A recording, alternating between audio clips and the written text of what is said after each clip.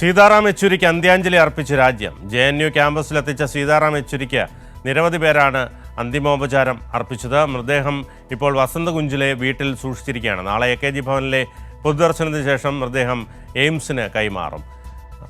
വിശദാംശങ്ങളും വിഷ്ണു തലവൂരുണ്ട്. വിഷ്ണു, ഇപ്പോൾ അദ്ദേഹത്തിൻ്റെ വസതിയിലാണ് മൃതദേഹം ഉള്ളത്.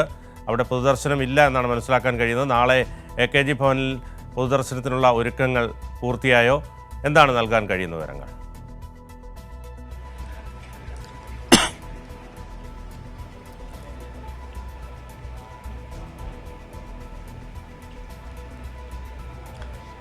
ബിനു, നമ്മളിപ്പോഴുള്ളത് വസന്തകുഞ്ചിലുള്ള സീതാറാം യെച്ചൂരിയുടെ വസതിയിലാണ്. ഇവിടെ ഇന്ന് വൈകിട്ടോടു കൂടിയാണ് സീതാറാം യെച്ചൂരിയുടെ മൃതശരീരം ദില്ലി എയിംസ് ആശുപത്രിയിൽ നിന്നും ഇങ്ങോട്ടേക്ക് എത്തിച്ചത്.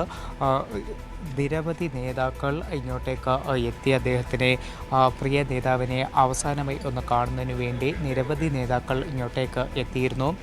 കേരള മുഖ്യമന്ത്രി പിണറായി വിജയൻ, CPM സംസ്ഥാന സെക്രട്ടറി MP ഗോവിന്ദൻ മാസ്റ്റർ ഉൾപ്പെടെയുള്ളവർ ഇങ്ങോട്ടേക്ക് എത്തിയിരുന്നു. അതോടൊപ്പം തന്നെ പോളിറ്റ് ബ്യൂറോ അംഗങ്ങളായിട്ടുള്ള ബൃന്ദ കാരാട്ട്, പ്രകാശ് കാരാട്ട്, A വിജയരാഘവൻ, ഇവരൊക്കെ തന്നെ ഇന്ന് വൈകിട്ട് മുതൽ അല്പനിമിഷം മുന്നേ വരെ ഇവിടെ തന്നെ ഉണ്ടായിരുന്നു. അല്പനിമിഷം മുന്നെയാണ് ഇടത് നേതാക്കളൊക്കെ ഇവിടെ നിന്ന് പോയത്. അതോടൊപ്പം രാഷ്ട്രീയ ഭേദമന്യേ നിരവധി നേതാക്കളും സീതാറാം യെച്ചൂരിയെ അവസാനമായി ഒരു നോക്ക് കാണാനായിട്ട് ഇങ്ങോട്ടേക്ക് എത്തിയിരുന്നു.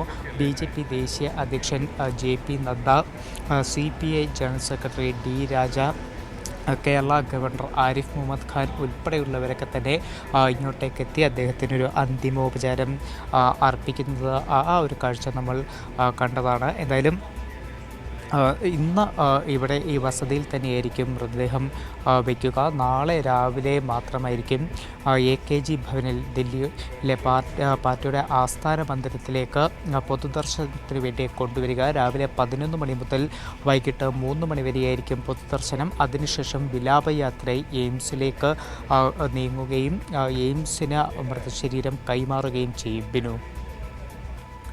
വിഷ്ണു തലവൂരാണ് വിശദാംശങ്ങൾ നൽകിയത്.